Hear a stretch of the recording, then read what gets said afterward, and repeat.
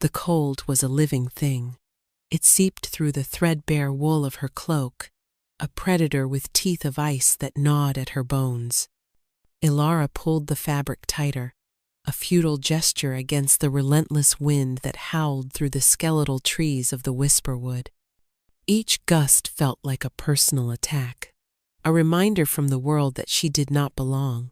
Here, on the far-flung edge of the Blood Moon Pack's territory, belonging was a luxury she had never been afforded.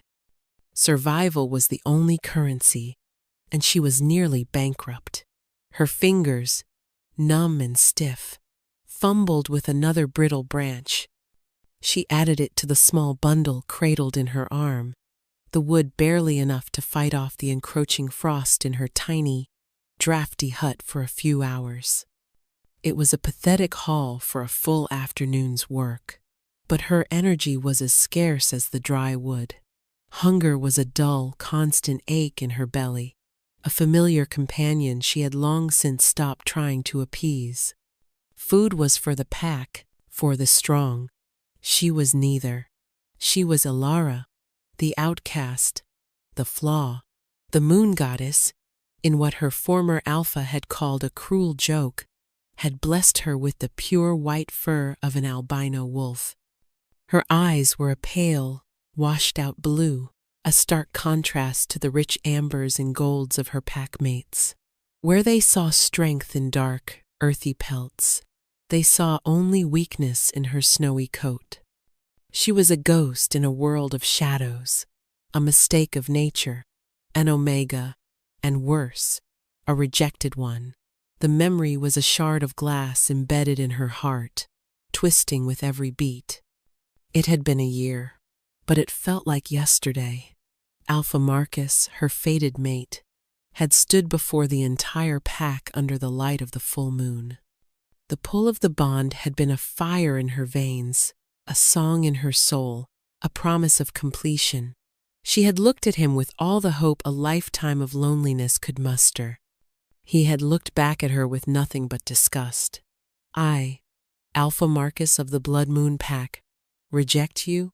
Ilara, his voice had boomed, each word a physical blow. The moon goddess has erred. I will not be shackled to a weak, pale omega. Your flaw will not be my pack's curse. Then he had turned to Celine, a sleek, dark-furred beta, and claimed her as his chosen mate. The pack had roared its approval, their cheers drowning out the sound of Ilara's world shattering. The snap of the bond had been an agony beyond description, a spiritual tearing that had left her hollowed out, a walking wound. From that moment, she was less than nothing.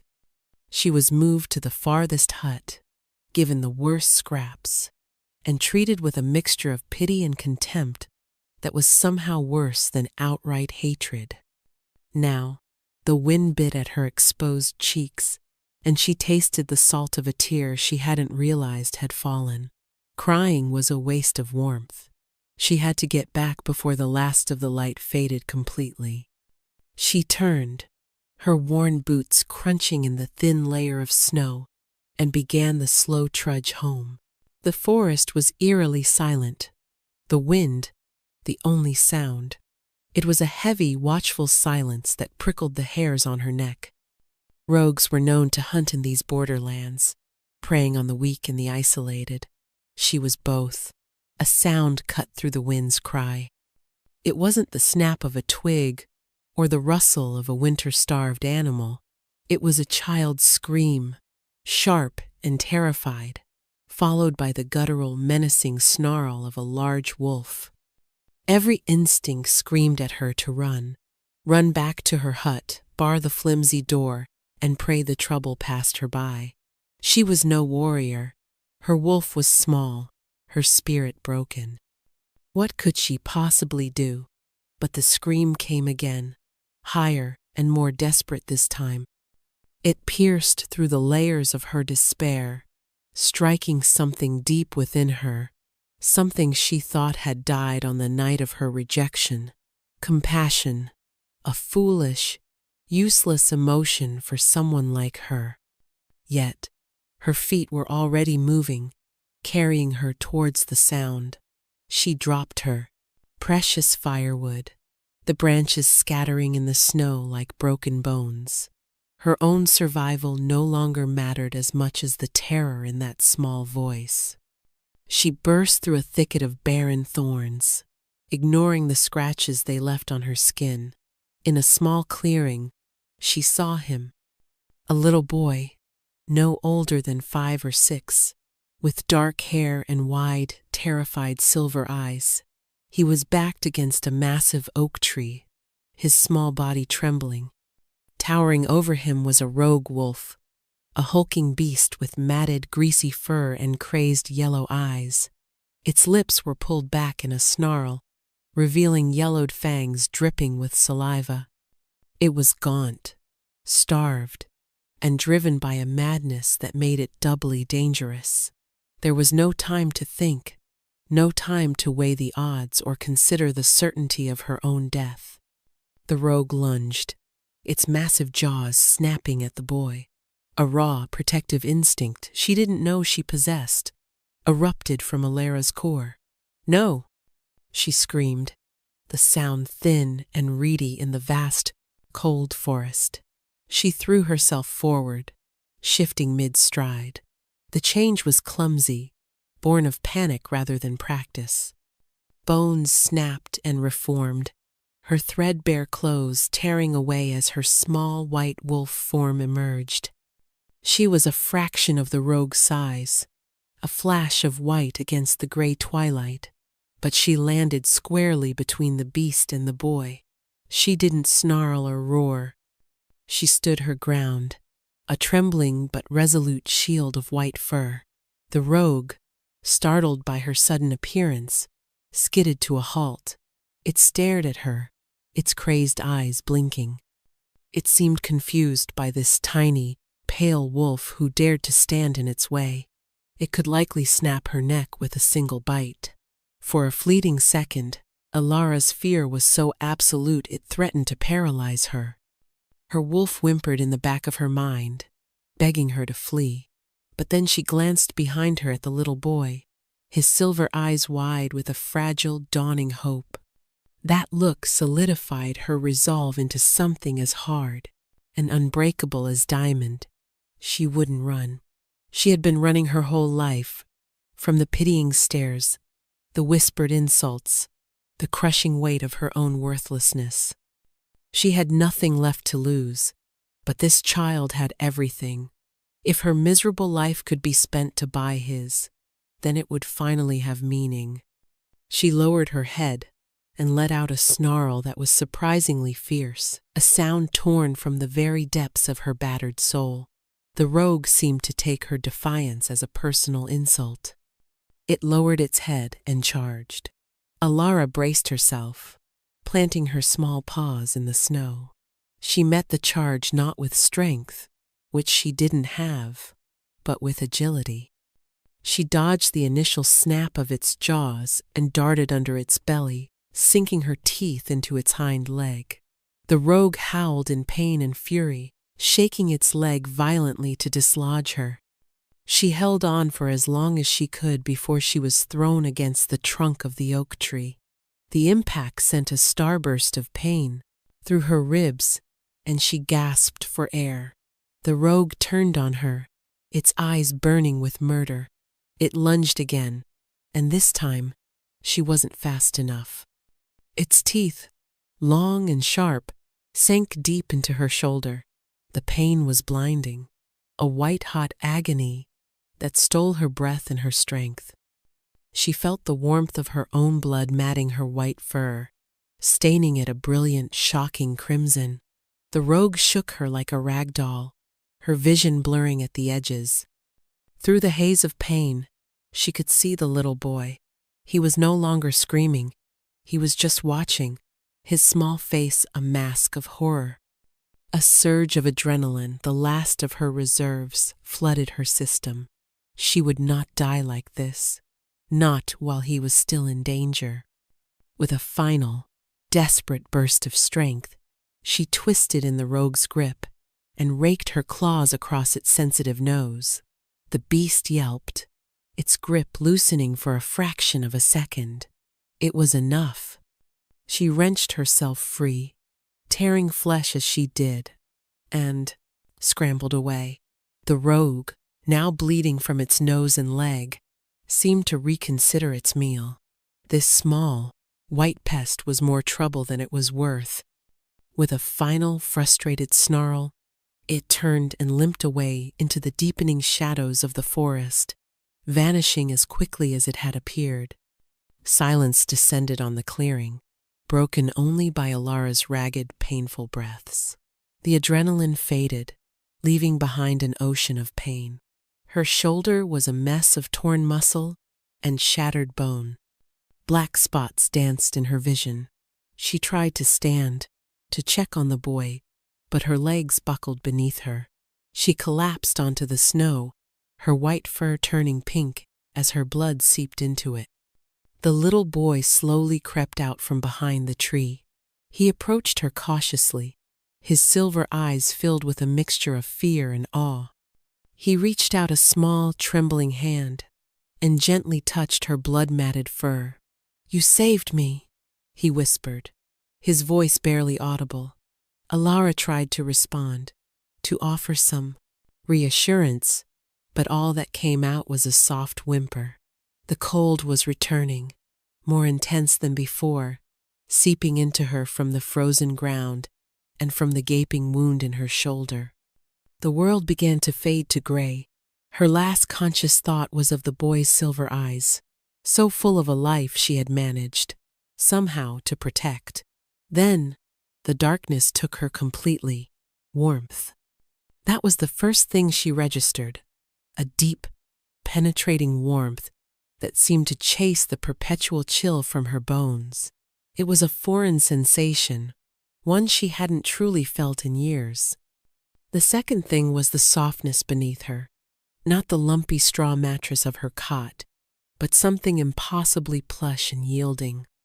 The air smelled of herbs and clean linen, not the damp, musty scent of her hut. Ilara's eyelids fluttered open. They felt heavy, as if weighted down. She wasn't in her hut. She was in a vast room, larger than any she had ever seen. The ceiling soared high above her, carved with intricate patterns of vines and wolves. A fire crackled merrily in a stone hearth the size of her entire hovel, casting a warm, golden glow across the room. She was lying in a massive bed, tucked under a thick fur blanket that felt like spun silk. Panic, cold and sharp, lanced through her. Where was she?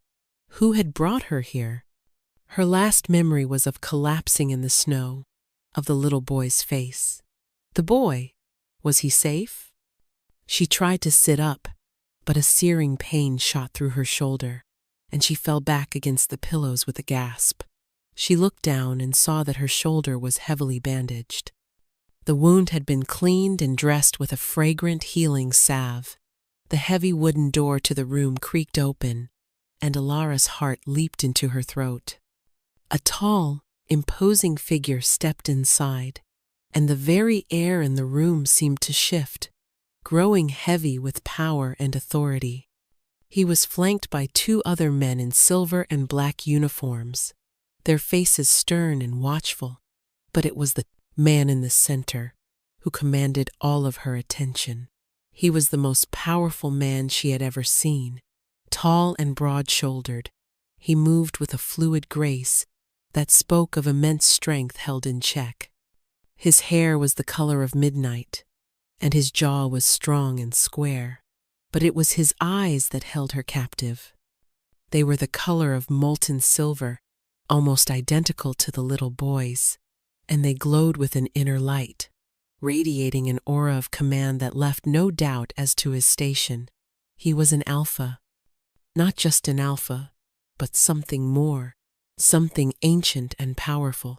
He stopped at the foot of her bed, his silver eyes surveying her with an unreadable expression. Fear, primal and instinctual, coiled in Ilara's stomach. She was a weak omega, an outcast, found on the edge of a territory. In the presence of such power, she was nothing. She instinctively tried to make herself smaller, to shrink into the mattress and disappear. "You are awake," he said. His voice was a deep baritone, a low rumble that vibrated through her chest. It was not unkind, but it held an absolute authority that tolerated no argument. Alara could only manage a small, terrified nod. Her throat was dry, her voice lost somewhere between her fear and her awe. The Alpha King took a step closer. "My son, Kale, told us what happened. He said a white wolf saved him from a rogue." He paused, his gaze intensifying. "He refused to leave your side. When my guards found you, he was curled up against you, trying to keep you warm. He said you were his guardian angel." Relief washed over Alara, so potent it almost made her dizzy. The boy, Kale, was safe, and he was this man's son. Her selfless act hadn't been in vain. That was all that mattered. The rest, her fate, her whereabouts, was secondary. Is he all right?" she finally managed to whisper, her voice raspy. A flicker of something surprise, admiration, crossed the Alpha's face. "He is perfectly fine, thanks to you." He gestured to one of his guards, who stepped forward. "This is Commander Valerius. He and his men were part of the search party. We were visiting the region when my son, in his infinite curiosity, wandered away from our encampment." The story began to piece itself together in her mind. This powerful Alpha and his son were visitors. The boy had gotten lost and stumbled into the path of a rogue, and she, by some twist of fate, had been there. "You were gravely injured," the Alpha continued, his silver eyes fixed on her bandaged shoulder. "My royal healers have tended to you. They say the rogue's teeth were coated in filth. Had you been left in the cold for another hour, the wound would have festered beyond repair. You would have died." "Royal healers?" The words barely registered. Her mind was still reeling from the sheer, overwhelming presence of the man before her. She didn't understand why he would go to such trouble for a nameless Omega. "Why?" she whispered, the question escaping before she could stop it. "Why help me?" The Alpha's expression softened almost imperceptibly. "You shielded my son with your own body. You sustained an injury meant for him. You gave everything you had to protect the future of my line, the heir to my throne. There is no debt I owe that is greater. I am Theron, Alpha King of the Northern Kingdoms. And you, little wolf, have earned my eternal gratitude, Alpha King." The title echoed in the silent room, in the silent chambers of her heart. This was not just some visiting Alpha. This was the king, the ruler of all packs, including her own, a figure of legend, a being of immense, almost mythical power, and she had saved his son. The world tilted on its axis, her small, miserable existence suddenly intersecting with the grand, sweeping narrative of kings and kingdoms. As he spoke his name, as his silver eyes met hers, something shifted. A spark, faint and deep, ignited within the hollowed-out space where her mate bond had once been. It was a warmth that had nothing to do with the fire in the hearth. It was a thrum of energy, a hum of recognition that resonated in the very marrow of her bones. It felt familiar, impossible but familiar. King Theron felt it too. She saw it in the way his eyes widened, the way his powerful frame went rigid. A look of profound shock, followed by something else. A dawning, breathtaking wonder transformed his stern features. The air between them crackled with an energy that was visible, a shimmering current of silver and gold. "It cannot be," he breathed. his voice losing its regal command and becoming something far more personal, more vulnerable. He took another step closer, his hand reaching out as if to touch her, then hesitating. Ilara's heart was hammering against her ribs, a frantic drumbeat of confusion and fear, and a terrifying, burgeoning hope. What was happening? This feeling, it was like the faint echo of the bond she had shared with Marcus, but magnified 1,000 times. It was a tidal wave where the other had been a mere ripple. "Mate," Theron whispered, the word a reverent prayer. He said it not as a question, but as a statement of irrefutable fact, a truth the universe had just screamed into his soul. His silver eyes were no longer just looking at her. They were seeing her, seeing into the deepest parts of her, past the scars and the shame, and finding something worthy. The word hit Ilara with the force of a physical blow. "No!" she gasped, shaking her head, the movement sending a fresh stab of pain through her shoulder. "No, you're mistaken. That's impossible." Her mind scrambled for an explanation, for any reason to deny the incredible, impossible truth humming between them. It was a mistake, a hallucination brought on by pain and blood loss. Or perhaps it was a cruel trick of the moon goddess, a second chance at a heart she no longer possessed to give. "I am a rejected Omega," she said, the words tumbling out in a rush of panic. She had to make him understand. She had to save him from this mistake before he too cast her aside. The humiliation would be more than she could survive. My own mate rejected me, publicly. The bond was broken. I'm broken. There's nothing left. She pulled the fur blanket tighter around herself, as if she could hide from his intense silver gaze. She felt the familiar shame wash over her, hot and suffocating. To be seen like this, to have her deepest wound exposed before this magnificent, powerful king, was a torment. But Theron did not look disgusted. He did not recoil.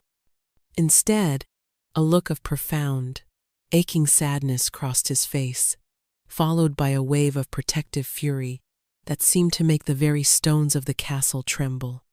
The fury was not directed at her, but at the fool who had hurt her. "Broken?" he said, his voice a low, dangerous growl. "The alpha who rejected you was not just a fool. He was blind. He looked upon the moon and saw only a rock. The moon goddess does not make mistakes. She severed your tie to him because he was unworthy of you. She was saving you. For me," he closed the remaining distance between them, his large, warm hand gently covering hers where it clutched the blanket. A jolt of pure energy shot up her arm, a feeling of rightness, of coming home, that was so overwhelming it brought tears to her eyes. "You feel it, do you not?"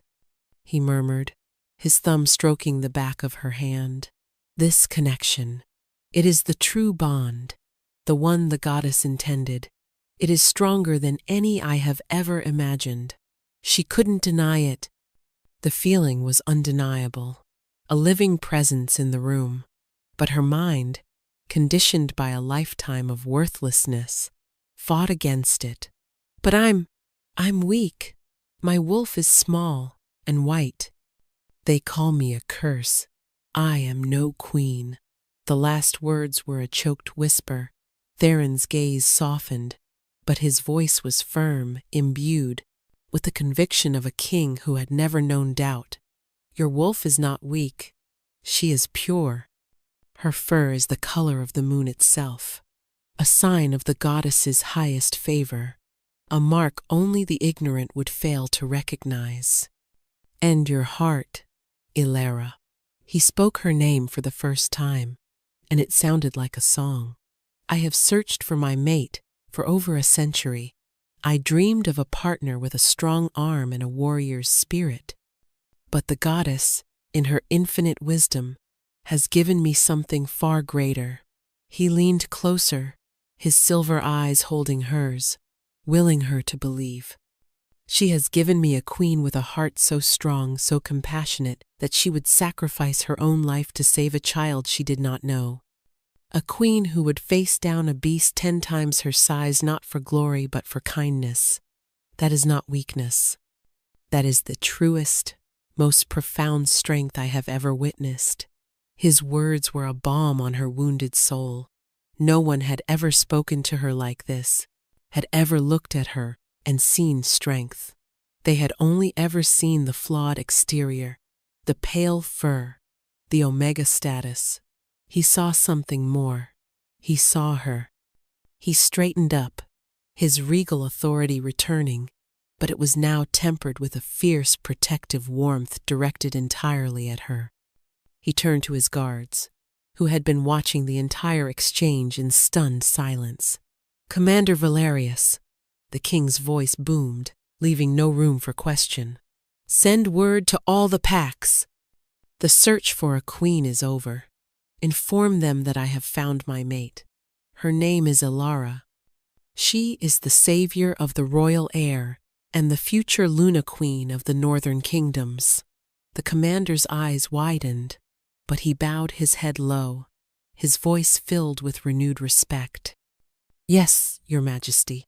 He and the other guard bowed again, this time to Elara, a gesture so foreign and shocking that she flinched. Then they turned and exited the room, leaving her alone with the king. The declaration hung in the air, heavy and unbelievable. Luna Queen. The words seemed to belong to another language, another life. How could she, the forgotten Omega from the edge of the world, be destined for such a role? It felt like a dream, and she was terrified of waking up. The days that followed were a surreal blur. Elara was moved from the guest chambers to a magnificent suite of rooms adjoining the king's own.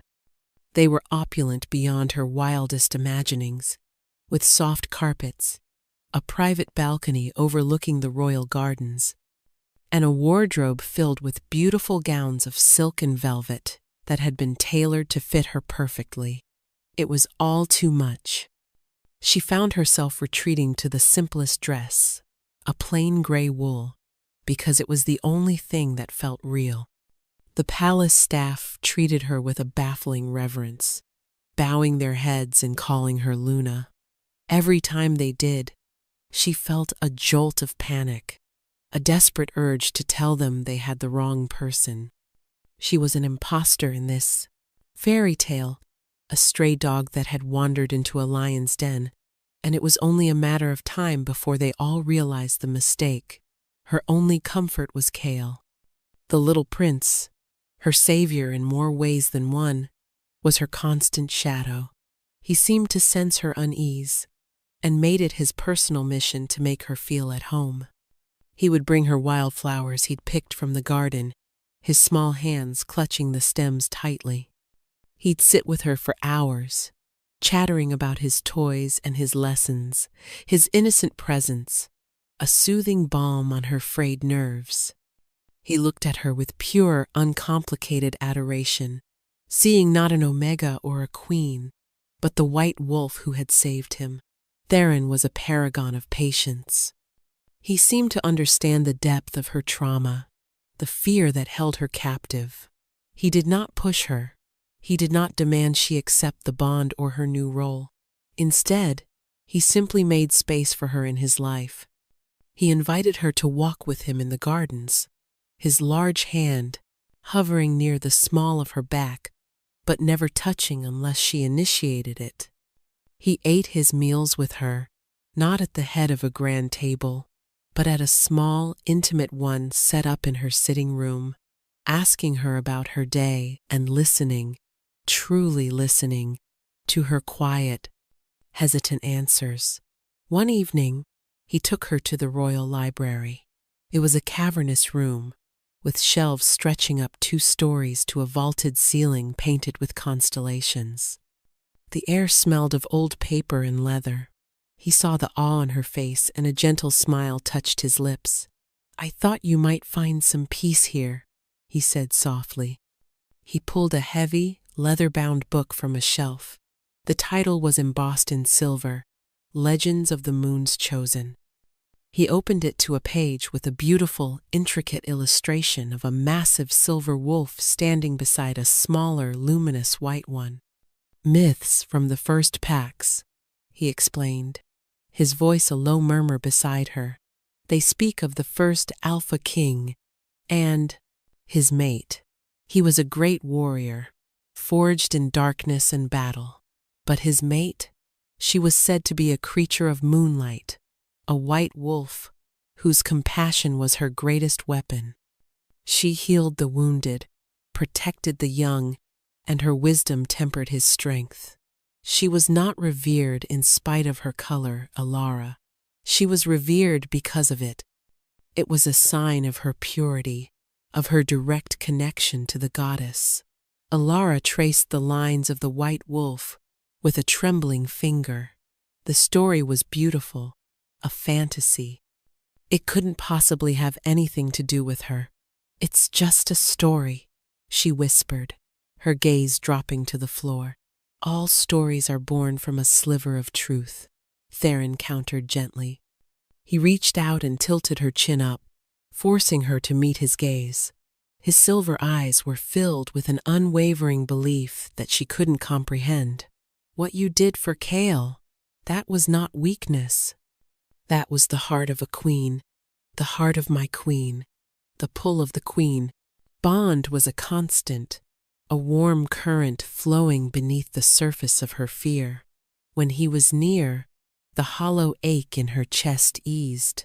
His presence felt like a shield, a promise of safety she had never known. But her past was a cruel ghost, whispering doubts into her ear every time she started to feel a glimmer of hope. "He says this now," the ghost would hiss in Marcus's voice, "but soon he will see you for what you are. A flawed, useless Omega. He will grow tired of you. He will cast you aside, just like before." She was terrified of that pain. The breaking of her first bond had nearly destroyed her. The breaking of this one, a bond 1,000 times more powerful, would be the end of her, and so she held back. She existed in a state of limbo, caught between a miserable past and a future too brilliant to believe. She couldn't accept the bond, but she couldn't deny its pull. She was healing, but she was still hesitating on the edge of a cliff, too afraid to fall and too tired to turn back.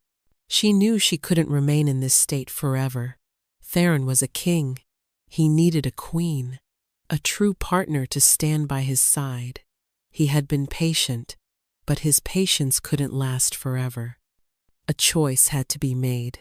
But how could she choose to trust again when her own heart was a minefield of past hurts? How could she believe she was worthy of a king when she had spent her entire life being told she was worth nothing at all? The news arrived like a winter storm, sudden and unwelcome. The Northern Packs were due to arrive at the capital for the annual Oath of Fealty, a ceremony where each Alpha renewed their pledge of loyalty to the king. A list of the attending Alphas was delivered to the king's study, while Alara was sitting with him, sharing a quiet cup of tea. Theron scanned the parchment, his expression hardening almost imperceptibly as his eyes fell upon one name. "Is something wrong?" Alara asked softly, sensing the shift in his mood. He looked up, his silver eyes meeting hers. A muscle worked in his jaw. "Alpha Marcus of the Blood Moon Pack will be in attendance." The name was a physical blow. The teacup rattled in its saucer as her hand trembled. Marcus, here, in the palace where she had found a fragile, tentative safety. The ghost of her past was no longer a whisper in her mind. It was about to walk through the front gates. Her breath hitched, and the familiar, icy tendrils of fear snaked around her heart. "Alara." Theron's voice was firm, pulling her back from the edge of panic.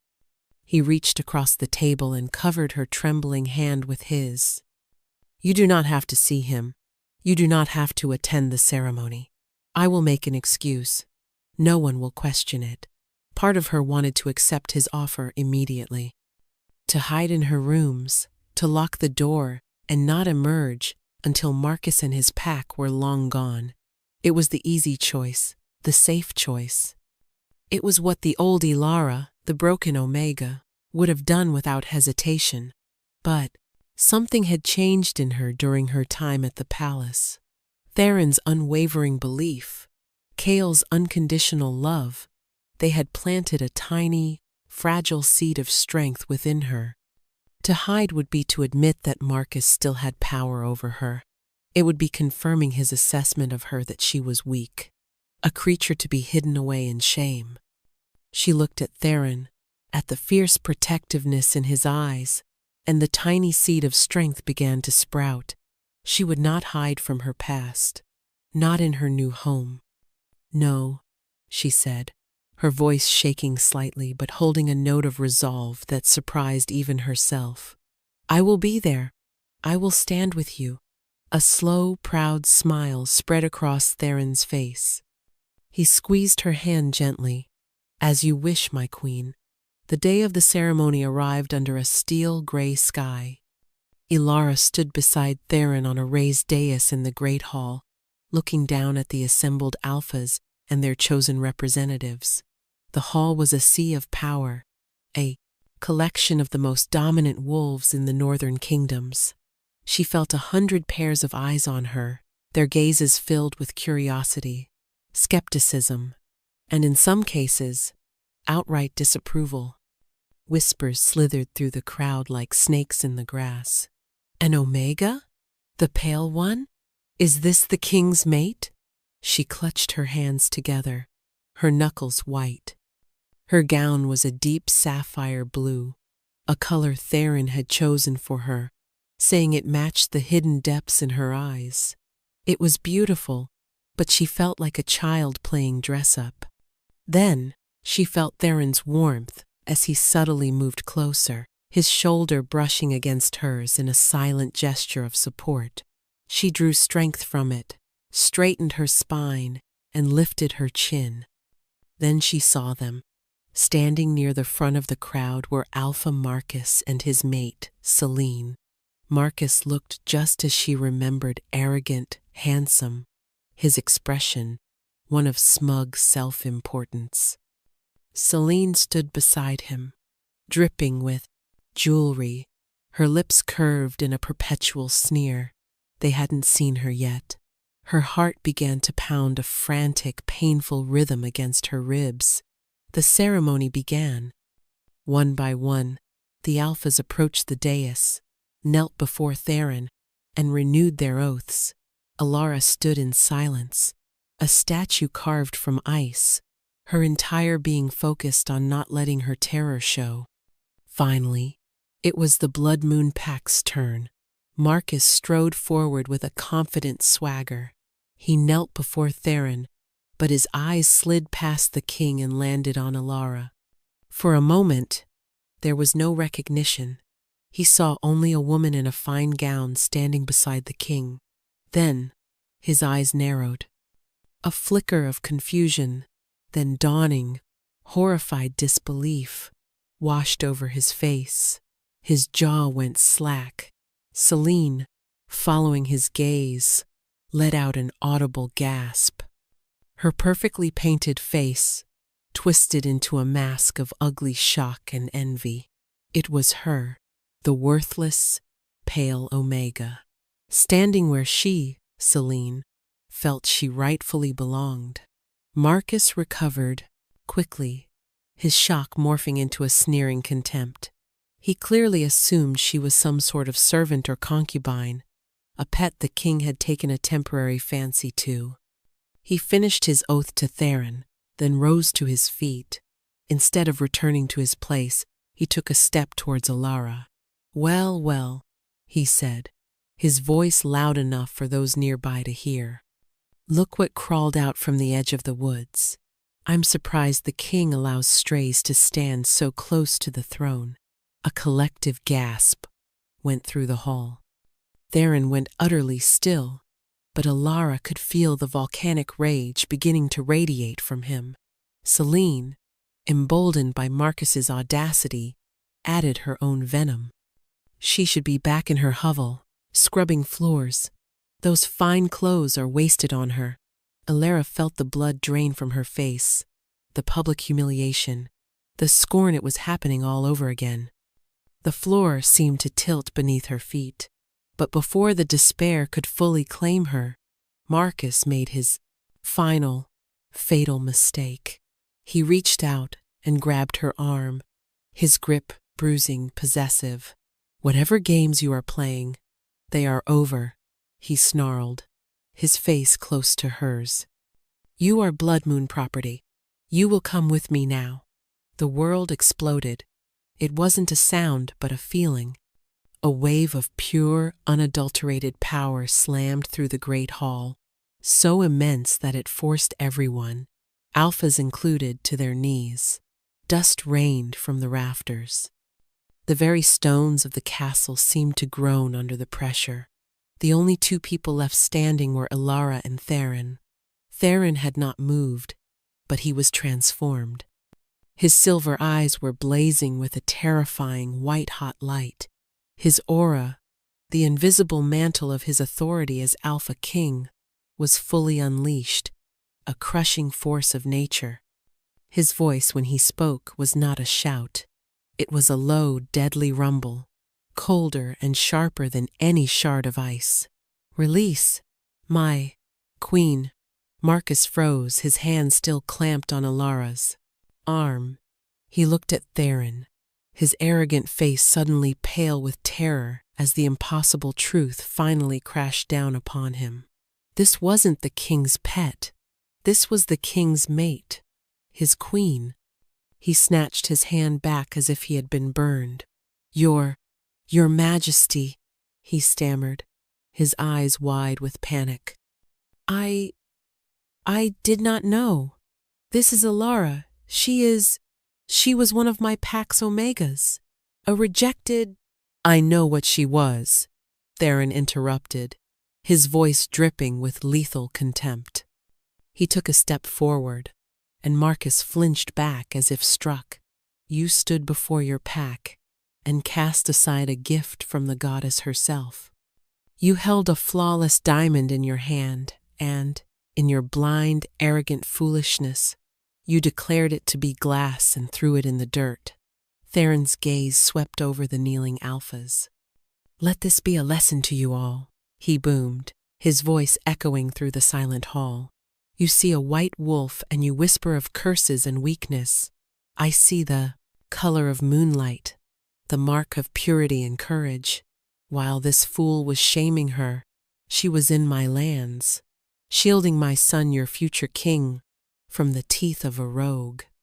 She faced a beast she could not possibly defeat, willing to trade her life for his without a moment's hesitation. And you?" His burning gaze snapped back to Marcus. "You call her weak?" He raised a hand, and Marcus was lifted from his feet by an invisible force, choking and gasping for air. Celine screamed. "You dared to lay your filthy hands on my mate," Theron growled, his fury a palpable thing. "You dared to insult her in my own hall. For that, your life is forfeit. Your pack is forfeit." "No, please!" Marcus rasped, clawing at his throat. It was then that Alara moved. She stepped forward and laid a gentle hand on Theron's arm. "Theron, stop," she said, her voice quiet but clear in the stunned silence. He turned to look at her, his eyes still blazing, but the inferno banked slightly at her touch. "He dishonored you, Alara. He must pay the price." "And he will," she said, her gaze shifting to the terrified, groveling alpha. She looked at Marcus, at the man who had shattered her world, and she felt nothing, no fear, no hatred, only a distant, detached pity. He was small, insignificant. His opinion of her no longer mattered. His power over her was broken forever. His price will be to live with the knowledge of what he threw away. to return to his pack and tell them that the Omega he scorned is now his queen. That will be a greater punishment than death. Theron stared at her for a long moment, his expression unreadable. Then he slowly nodded, a look of profound admiration dawning in his eyes. He lowered his hand, and Marcus dropped to the floor, gasping and sobbing. "You have heard the Queen's judgment," Theron announced to the hall. "Her mercy is the only thing that saves you today, Marcus. Now get out of my sight. Your pack's fealty is on probation. One more misstep, and I will wipe it from the face of this earth." Marcus and Celine scrambled to their feet and fled the hall, their shame and terror a palpable wake behind them. A slow, profound silence followed their departure. Then, Commander Valerius, who was kneeling near the dais, rose to one knee and bowed his head low, not to Theron, but to Alara. "My queen," he said, his voice ringing with a newfound absolute loyalty. One by one, all the other alphas and wolves in the hall followed his lead, rising to one knee and bowing their heads to her. The whispers of doubt were gone, replaced by a wave of respect and awe. They had not just witnessed the king's wrath, they had witnessed the queen's strength. A strength of mercy and wisdom that was, in its own way, even more powerful.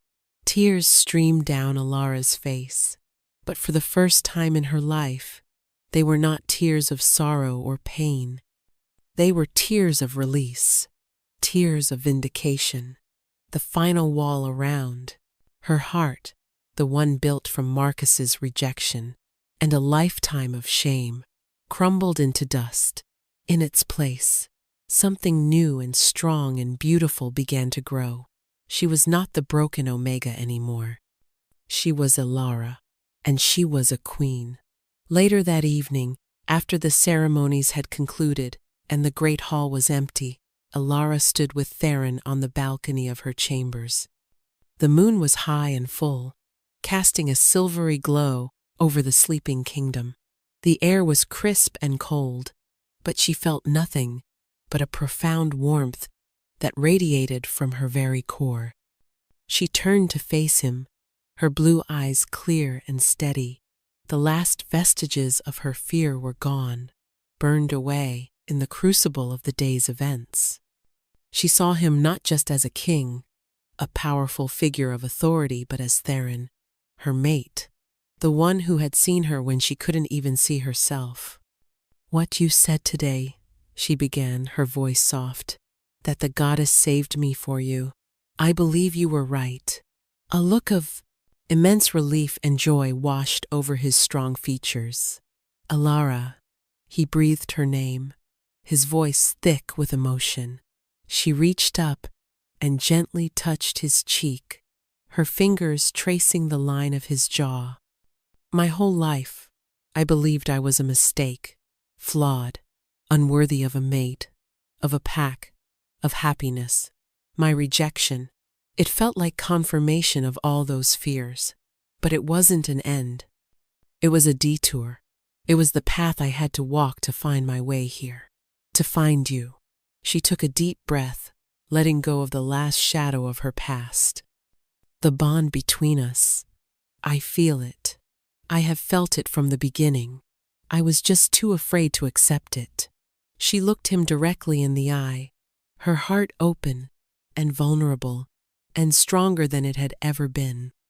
"I am not afraid anymore. I choose you, Theron. I accept this bond. I accept you as my mate." The words were the most powerful magic in the world. Theron's silver eyes shone with unshed tears. He wrapped his arms around her, pulling her against his powerful chest, holding her as if she were the most precious treasure in the universe. "And I choose you, Alara," he murmured into her hair. "I have been choosing you every moment since I first saw you. I will spend the rest of my life proving that my heart is a worthy home for yours." He drew back slightly, his hands cupping her face. He lowered his head, and his lips met hers. It was not a kiss of passion, but of homecoming. It was the gentle click of the final piece of a puzzle falling into place.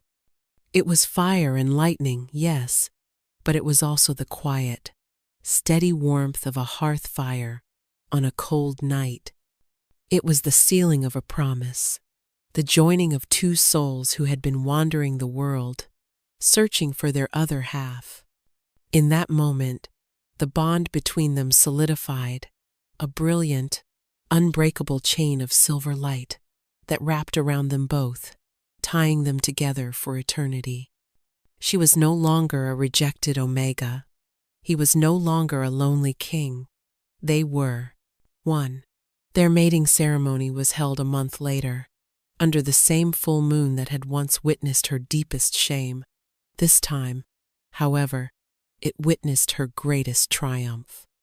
Every alpha from the northern kingdoms was in attendance, their heads bowed in respect. Alara stood beside Theron, not in borrowed finery, but in a gown of pure white silk that seemed to shimmer with its own inner light, a perfect match for her wolf's fur. She was no longer hiding her nature. She was celebrating it. As the elder shaman bound their hands together with a silver cord, Theron leaned down and whispered in her ear, "My moon, my mate, my queen." She smiled, a genuine, radiant smile that lit up her entire being. "My home," she whispered back. Her life as queen was not what she had expected. She did not spend her days in idle luxury. With Theron's full support, she used her position to enact real change. She established sanctuaries for Omegas and other wolves who had been cast out or mistreated by their packs. She created new laws that protected the weak and ensured that no one would suffer the loneliness and despair that she had endured. Her compassion, once seen as a weakness, became the bedrock of her reign, earning her the love and fierce loyalty of her people. The tale of the White Wolf, queen who ruled with a gentle heart and an iron will, became a legend whispered in every corner of the kingdom. She never forgot where she came from. The memory of the cold, the hunger, and the hopelessness served as a constant reminder of her purpose. Her past was not a scar to be hidden, but a map that had led her to her true destiny. Standing on the balcony, with Kale playing at her feet and Theron's arm wrapped securely around her waist, she looked out at the kingdom she now helped protect. She had been rejected, broken, and thrown away. But in the end, by shielding the innocent, she had found a love that shielded her in return, and a home greater than any she could have ever dreamed of. She was finally, completely, whole.